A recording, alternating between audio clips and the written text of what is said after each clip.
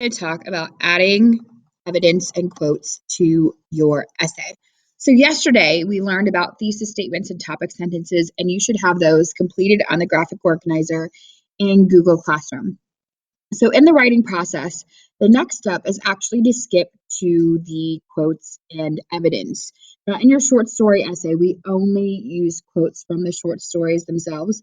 But for this particular paper, you'll see that there are sections for quotes from the novel, as well as two spaces for quotes from the research. Now, even though there are two spaces for the quotes for the research, you really only have to do one, but I put a second one there just in case you needed an additional quote for the research. So the second one is optional, but I still really encourage you to do it. The more evidence you can add to your paragraph, the better supported your topic sentence will be. Again, evidence and quotes are absolutely necessary in the writing process because without them, your topic sentence and your thesis essentially mean nothing.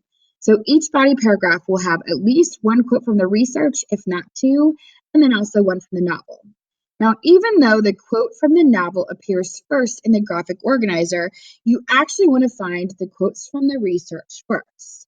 The first place to look for this is your source sheets. So if you scroll up here and we look at my topic sentence, it says, in the book, the mockingbird is a symbol for innocent people who are the victim of racism. So what I need to do is find some great quotes from my research that explain what the mockingbird symbolizes. I found two good ones. One was in the article called Symbolism and Racism in To Kill a Mockingbird by Adam Smykowski, and the other one comes from the Novels for Students article. I put them both here in my graphic organizer, and I did this first. The reason why you want to find the research first is because then you can make sure that the evidence you choose from the book matches your research. If you find the quote from the novel first, sometimes there's a disconnect between the quote from the novel and the research itself. So I chose this quote. It says, the mockingbird symbolizes Tom Robinson and underprivileged Black people in general. They are innocent and would never harm anyone. And then I have my parenthetical citation after the quote. The second quote came from the To Kill a Mockingbird article from Novels for Students. This one says, as Miss Mai explains, it would be thoughtless and cruel to kill innocent creatures that don't do one thing but make music for us to enjoy. And then I put a correct parenthetical citation here too. So now that I know I have this research about what the mockingbird symbolizes, I need to find a good quote from the novel that matches that content. So I need a quote that references the mockingbird. So then I'm going to come up here. And the quote I chose from the novel says, shoot all the blue jays you want if you can hit them, but remember, it's a sin to kill a mockingbird. So I found this good quote that talks about the mockingbird, and down here the research discusses what the mockingbird symbolizes. So they really match in content, and that is your goal.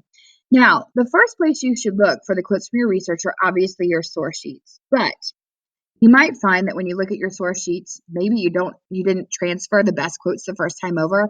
So simply go back to that article, reread the article, look at what you read and annotated the first time, pull some good quotes, and stick that in your graphic organizer. If you have any trouble at all, please come find me. So by the time you come back to class on Friday, I would like for you to have the quotes from your research and the quotes from the novel completed on the graphic organizer. Once we have these completed, we can turn in our books. Again, this will be posted to Progress Book. If you have any questions, email me at dmaria_l@milfordschools.org. Thank you so much.